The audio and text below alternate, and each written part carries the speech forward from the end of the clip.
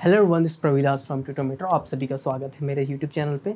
तो अगर आप भी एनिमेशन के फील्ड से हैं या फिर वीएफएक्स के फील्ड से हैं या फिर आगे जाना चाहते हैं तो आपके माइंड में भी सबसे पहले सवाल आते होंगे कि क्या मैक्स और माया सेम है, और अगर सेम है तो दो एप्लीकेशन ऑटोडेस्क ने क्यों बनाया, क्या मैं इन दोनों में से कोई एक सीख सकता हूँ, और अगर एक सीखूं तो कौन सा सीखूं। तो ये सारे जो क्वेश्चन के आंसर है, ये सारे जो है मैं आज आपको दूंगा। और वीडियो के एंड पे मैं आपको ऐसी बात बताने वाला हूँ जो शायद आपको कोई इंस्टीट्यूट या फिर कोई भी कंपनी या फिर मेंटर है वो आपको ना बताए। तो इसलिए वीडियो को पूरा देखिएगा स्टार्टिंग से एंड तक।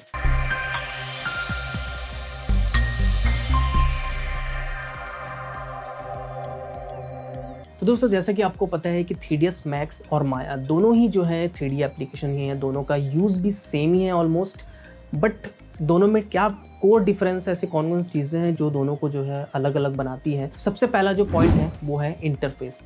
तो दोस्तों, अगर आपने इंटरफेस यूज़ किया होगा, अगर आप मैक्स यूज़र हैं और आप माया भी यूज़र है, तो आपको ये पता होगा कि माया का जो इंटरफेस है वो कहीं गुना ज़्यादा स्मूथ है एज़ कम्पेयर टू मैक्स। मैं जैसे मैक्स भी चलाता हूँ, मैं माया भी चलाता हूँ, तो मुझे कुछ ना कुछ ऐसा लगता है कि मैक्स का जो इंटरफेस है वो उतना ज़्यादा मुझे स्मूथनेस, उतनी ज़्यादा फ्लूइडिटी नहीं दे पाता जितना माया देता है मुझे। आई डोंट नो क्या है, आप लोगों को कैसा लगता है मुझे कमेंट बॉक्स में ज़रूर बताइएगा। व्यूपोर्ट नेविगेशन है माया का, वो प्रोडक्शन लेवल का है। मतलब अगर आप कोई भी सॉफ्टवेयर यूज़ कर लेंगे तो सब में जो व्यूपोर्ट नेविगेशन का सिस्टम होता है माया का भी वैसा ही है। मुझे लगता है कि शायद ये भी एक रीज़न है कि जो माया है उसको प्रोडक्शन में यूज़ किया जाता है और 3ds मैक्स को यूज़ नहीं किया जाता है। दूसरा जो है दोस्तों, वो मुझे लगता है कि Maya is best for character and organic modelling. मैंने मैक्स में भी मॉडलिंग की है, मैंने माया में मॉडलिंग की है। सबसे पहले जब मैं स्टूडेंट था, मतलब बच्चा हुआ करता था, तब मैं क्लास 9-10 में, तो उस टाइम मैं माया सीखा करता था और माया से ही मैंने स्टार्ट किया।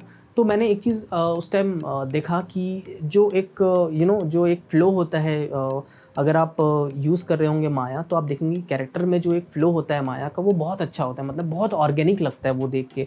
उसका जो स्मूथनेस है, जो माया का अगर आप व्यूपोर्ट शेडिंग देखेंगे, जो स्मूथनेस है वो आपको मैक्स में नहीं मिलेगा। मुझे कहीं ना कहीं मैक्स जब भी मैं काम करता हूँ तो मुझे लगता है कि जो स्मूथनेस, जो एक ऑर्गेनिक फील आना चाहिए वो उसमें नहीं आता है। शायद हो सकता है कि ये मैं नहीं कर पाया हूँ, या फिर शायद जो टूल्स है 3ds मैक्स के वो मुझे उतने ज़्यादा इंडिपेंडेंट प्रोवाइड नहीं करते हैं कि मैं उतना अच्छे से जो है मॉडलिंग उसमें कर सकूं। माया में बहुत सारे ऐसे टूल्स हैं दोस्तों जो आपको चुटकियों में आपका जो प्रॉब्लम है मॉडलिंग की उसको सॉल्व कर सकते हैं। बट मैक्स में ऐसा कुछ भी नहीं है। आपको अगर एक छोटा से छोटा टास्क भी करना है तो आपको राइट क्लिक मार के जाना पड़ेगा, वर्टेक्स में ज्वाइन करो।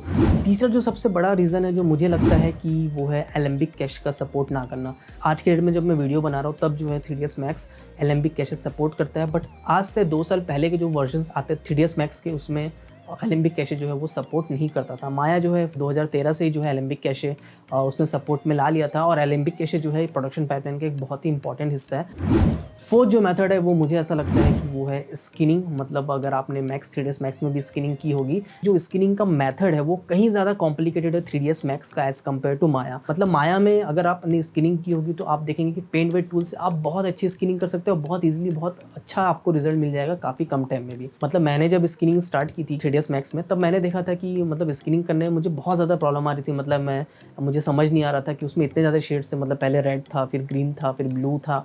तो ये चीज़ समझने में मुझे इतना ज़्यादा टाइम लग रहा था कि मुझे बहुत ज़्यादा कॉम्प्लिकेटेड लगने लग गया 3ds मैक्स। बट वहीं अगर मैं माया का देखूँ तो माया में सिंपल ब्लैक एंड वाइट की वैल्यू से जो है हम लोग स्किनिंग को डिफाइन करते हैं। पांचवा जो रीज़न मुझे लगता है जो सबसे बड़ा रीज़न है वो ये है कि मेल एंड पाइथन स्क्रिप्ट का सपोर्ट करना माया में, जो कि इंडस्ट्रियल लेवल के स्क्रिप्ट्स होते हैं वो वहाँ पे रन करते हैं। 3ds मैक्स जो है वो सिर्फ और सिर्फ मैक्स स्क्रिप्ट ही सपोर्ट करता है। छठवा दोस्तों जो रीज़न है, मुझे लगता है कि कस्टमाइज टूल जो है जो हम लोग स्क्रिप्टिंग के थ्रू कर सकते हैं, माया में मैक्स में वो चीज़ पॉसिबल नहीं है। जैसे कि मैंने कहा कि मेल और पाइथन स्क्रिप्ट जो है वो रन होता है माया में। जो बड़े प्रोडक्शन हाउसेज होते हैं वो लोग खुद का जो है कस्टमाइज टूल्स डिफाइन करते हैं। जो बड़े production houses like prime focus हो गया, रेड चिलीज हो गया, और इससे जो बड़े बड़े कंपनीज हैं वो लोग क्या करते हैं कि वो लोग खुद का जो टूल है उसको डिफाइन करते हैं स्क्रिप्ट लिख के, ताकि उस टूल को वो लोग पर्टिकुलरली यूज़ कर सकें। हाई एंड रिगिंग, मैंने जितना भी रिग का क्लासेस मैंने अटेंड किए, जितना ही मैंने रिगिंग सीखी है, उसमें मुझे सबसे ज़्यादा इंपॉर्टेंट जो लगा वो है कैरेक्टर का रिग। और जो कॉम्प्लेक्स रिग होता है वो मुझे लगता है कि माया में बहुत अच्छा हो सकता है। माया में पॉसिबल है कि बहुत ज़्यादा कॉम्प्लेक्स रिग हो, क्योंकि मैं बहुत बार देखा हूँ कि 3ds मैक्स में जो है कि अगर हम लोग कोई भी स्क्रिप्ट लिखते हैं, स्क्रिप्ट के थ्रू अगर हम लोग कोई भी रिगिंग करते हैं तो एरर बहुत ज़्यादा आते हैं। मतलब मैं आज तक, मैं सच बताऊँ तो मैं किसी भी कैरेक्टर को पूरी तरह उसमें रिग कर ही नहीं पाया हूँ। तो ये एक बहुत बड़ा इशू रहता है मैक्स में। बट वहीं अगर आप माया में जाएंगे तो इस टाइप का कोई भी इशू नहीं है। मुझे लगता है इसके पीछे भी जो है मेल और पाइथन स्क्रिप्ट का ही हाथ है। बेस्ट फॉर हेयर एंड फर, ये एक ऐसा सब्जेक्ट है दोस्तों जो आजकल बहुत ज़्यादा चलन पे है, वो भले ही लाइव एक्शन फिल्में हो या फिर अगर वो एनिमेटेड फिल्में हो, तो फर और हेयर का यूज़ बहुत ज़्यादा होने लगा है, बहुत एक्सटेंसिवली जो है। और मुझे ऐसा लगता है कि 3ds मैक्स में जो है इतनी ज़्यादा कैपेबिलिटी हेयर और फर को लेके नहीं है, क्योंकि उस पर ध्यान दिया ही नहीं ऑटोडेस्क ने कभी भी। उनको पता था कि जो माया है हमारा, वो माया सॉफ्टवेयर जो है ये सारी चीज़ें हैंडल कर सकता है। अब क्योंकि आप लोगों को पता है कि 3ds मैक्स जो है सबसे ज़्यादा यूज़ होता है आर्कविज़ के लिए, और आर्कविज़ में आपको हेयर वाली चीज़ें बहुत ही कम दिखेगी, तो वो लोगों ने हेयर को भी उतना डेवलप नहीं किया। आज से 10 साल पहले जो हेयर एंड फर का मॉडिफायर था, आज भी जो है 3ds मैक्स में वही हेयर एंड फर का ऑप्शन है। हाँ, अगर आप वीरे इंस्टॉल करते हैं, दूसरा कोई प्लगइन इंस्टॉल करते हैं तो बात अलग है, तो आपको कुछ हेयर के ऑप्शन एक्स्ट्रा मिलते हैं। बट वहीं अगर आप माया को देखेंगे तो माया में जो है एक्सजेन बोल के एक प्लगइन है जो इंट्रोड्यूस किया है ऑटोडेस्क ने, जो कि बहुत ही अच्छा है हेयर एंड फर के लिए। अभी रिसेंटली मैंने एक शेयर बनाया जिसमें हम लोगों ने पूरा का पूरा फर यूज़ किया, एक्सजेन का फर यूज़ किया है। 9th एंड सबसे एंड वाला जो टॉपिक मुझे लगता है वो है inbuilt fire and smoke simulation, या फिर लिक्विड सिमुलेशन, या जिसको हम लोग कह लेते हैं फ्लूइड सिमुलेशन। तो ये जो चीज़ें हैं दोस्तों, ये इनबिल्ट मिलती हैं माया में। माया में एक्सटर्नल हमको कोई भी किसी तरह का सिमुलेटर डालने की ज़रूरत नहीं है। बट अगर आप चाहे तो आप फ्यूम एफेक्ट्स यूज़ कर सकते हैं, आप चाहे तो कोई दूसरा जो सिमुलेटर है वो यूज़ कर सकते हैं, रियल फ्लो का सिमुलेटर आप यूज़ कर सकते हैं। बट 3ds मैक्स में दोस्तों इस टाइप का इनबिल्ट कुछ भी नहीं है। अगर आपको कुछ भी उसमें स्मोक या फायर बनाना है तो आपको या तो फ्यूम एफेक्ट्स में जंप करना पड़ेगा, या तो आपको जो है दूसरे जो क्रैकेटोवा नाम का एक प्लगइन आता है उसमें आपको जंप करना पड़ेगा, या फिर आपको थिंकिंग पार्टिकल्स में जंप करना पड़ेगा। तो दोस्तों अगर आपने ध्यान से सुना होगा तो आपको समझ में आया होगा, इतनी सारी छोटी छोटी चीज़ें हैं जो 3ds मैक्स में एब्सेंस है, बट उसका जो प्रेजेंस है वो माया में है। तो प्रोडक्शन वाले इसीलिए जो है कि माया को ज़्यादा चूज़ करते हैं, माया पे ज़्यादा उनका जो है फोकस रहता है। और जो लास्ट टिप मैं आपको बता रहा था कि जो आपको कोई भी नहीं बताने वाला, कोई भी इंस्टीट्यूट, वो ये है कि दोस्तों सबसे पहला जो सॉफ्टवेयर था हमारे इस दुनिया का, जो 3D सॉफ्टवेयर था, वो था माया। सबसे पहले उसको यूज़ किया जाता था नासा में, तब ऑटोडेस्क के पास भी जो है इसकी राइट्स नहीं थे, तब कोई दूसरी ही कंपनी उसको बनाती थी। डेवलप किया था नासा ने। वो अपना सिमुलेशन देखते थे कि जो भी हम यहाँ से लॉन्च करेंगे सैटेलाइट, वो कितनी दूरी पे जाके गिरेगा या क्या उसका सिमुलेशन होगा। ये चीज़ें देखने के लिए जो है माया को उन्होंने डेवलप किया था।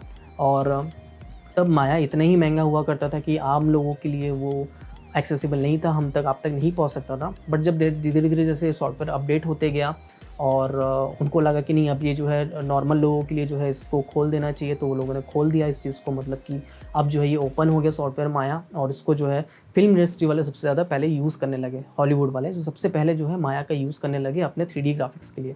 वहीं से जो दोस्तों चलन चालू हुआ कि हम लोग को जो है VFX बनाना है, क्योंकि उसके पहले तक कोई सॉफ्टवेयर नहीं था। तो पहले जब 3D एप्लीकेशन आया तो ये रिवॉल्यूशनरी था हम सभी के लिए। तो हुआ इसमें ये कि क्योंकि माया आ चुका था और ज़्यादा आर्टिस्ट जो थे वो माया को जो है अडॉप्ट कर चुके थे।